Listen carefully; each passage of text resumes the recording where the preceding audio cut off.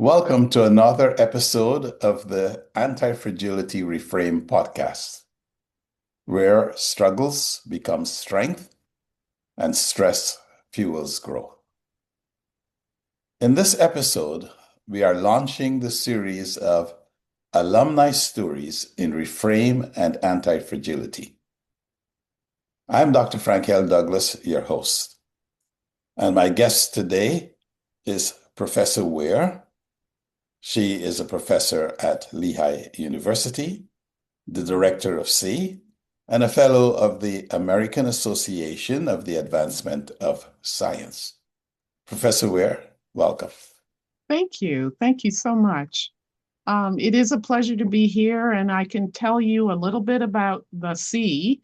In fact, I have been director of the C program here at Lehigh since 2009, and that means that I've had lots of opportunities to interact with novice students because the program itself is designed to bring first year students into a research experience, all for the purposes of helping students understand that research is all about persistence and it can help students to tackle problems that they encounter really in any other course.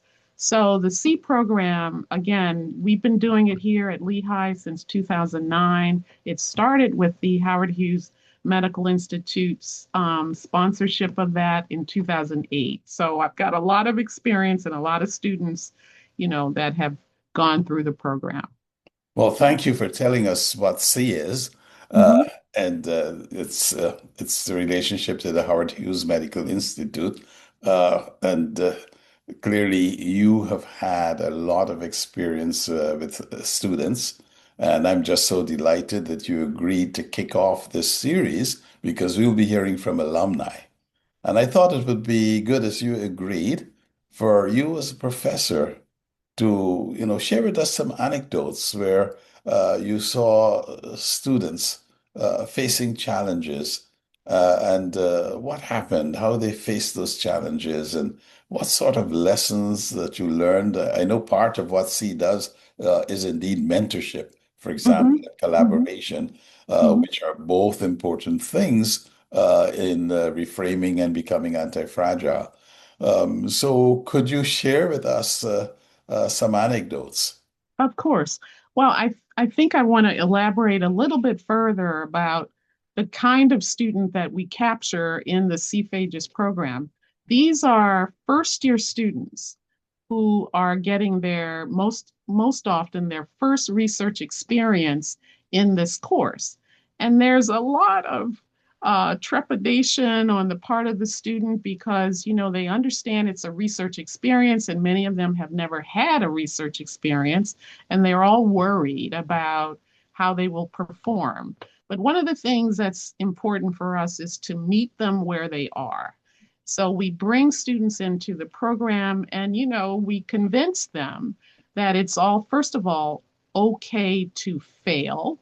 We can expect that there is always something to learn from a failure in the laboratory. In fact, right now we have our new class of students who are just starting to do plaque assays. And if you had said plaque assay to most of them, 3 weeks ago, they would have had no idea what on earth you were talking about. And what I had to do is to convince them that not only in 3 weeks will you know what it is, but you will be dreaming about plaque assays in your dreams because you will, through muscle memory even, remember how to do it and become much more comfortable.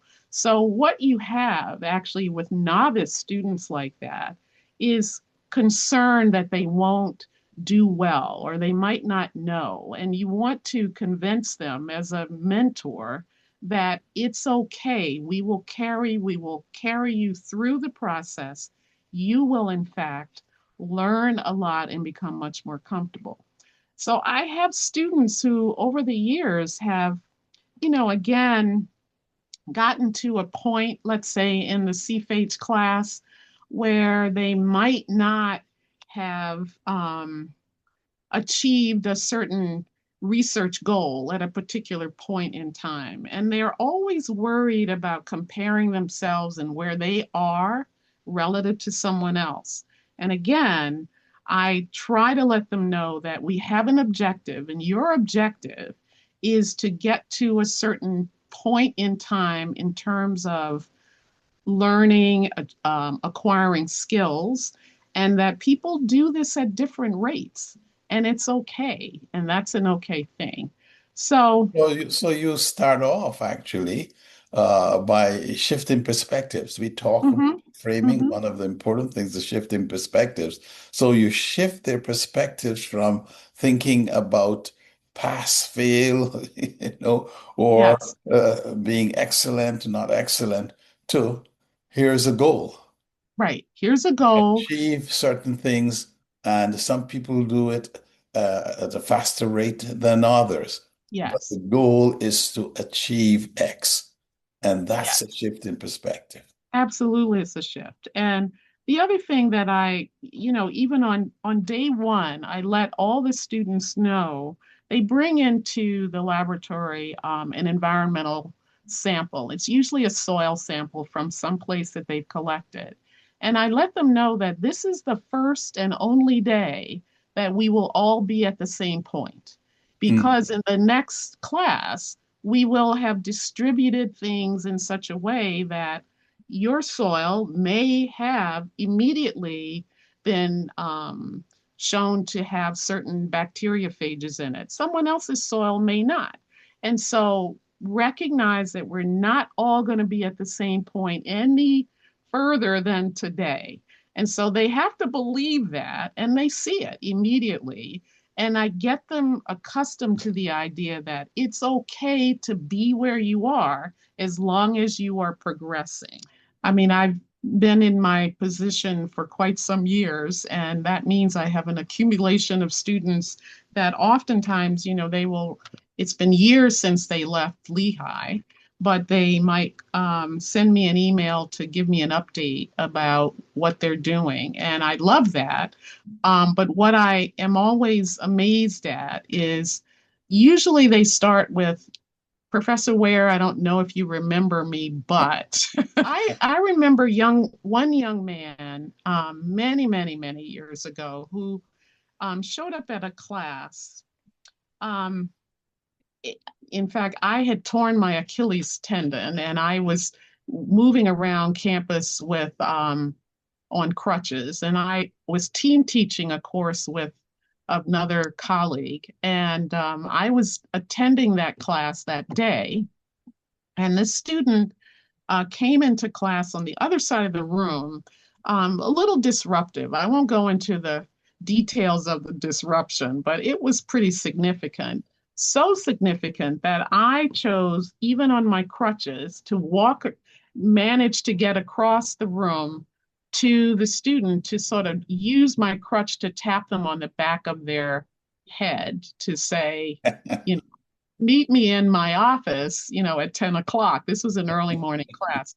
But nonetheless, he did. He came, I would say, about 5 or 6 years later, after the time that he would have graduated. I'm in my office now, but I look up and there is a young man standing in the doorway. And I didn't really recognize him at that time until his voice happened. Okay. He said, Professor Ware, this was another one. I don't know if you remember me.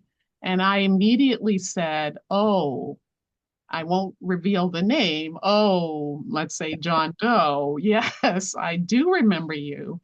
And he said, you changed my life years ago when we had that conversation about the value of I'm bringing something to an institution, and yet I am not presenting myself in a way that shows that I appreciate or even recognize the talent that I have.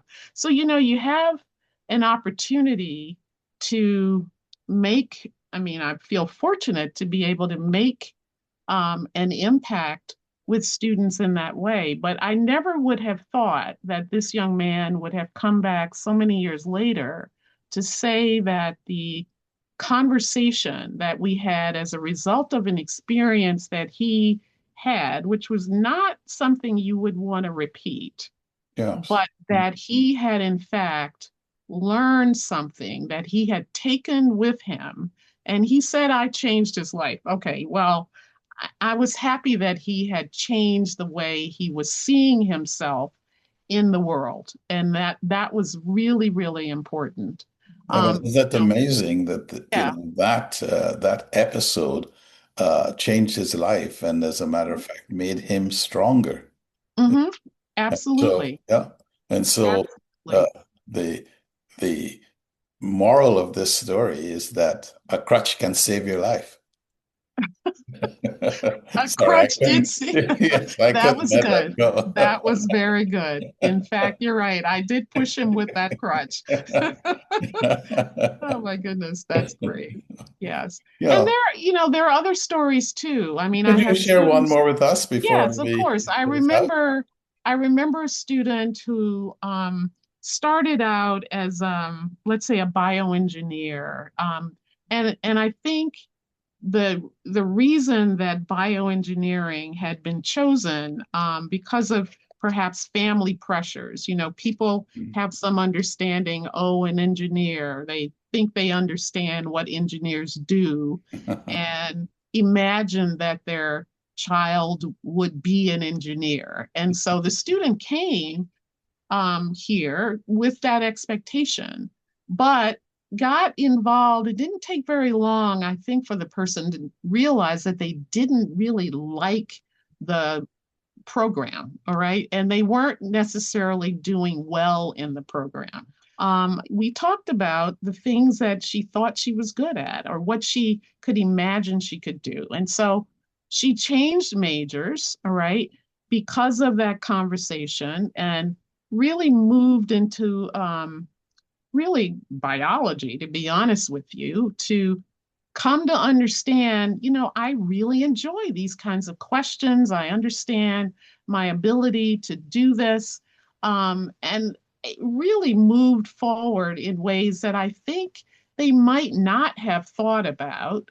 They might have seen engineering as a failure, but it was a time to reflect on what am I good at? What can I do? What kinds of things can I imagine that I will do in the future? And I might not have all those skills now, but I'm going to work towards that. And that was, I that's just one example, but that's happened repeatedly where I have an opportunity to ask students to think about who they are, what do they like, what could they imagine achieving? And if they see themselves in that position, what makes them good in that position? And they, again, might not be there yet, but they Mhm. can get there. Yeah.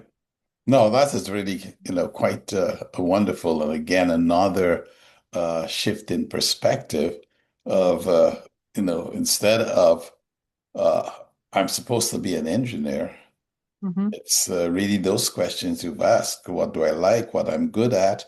And then the important question, which for me is the real shift in the perspective, and that is, what must be put in place to get me there?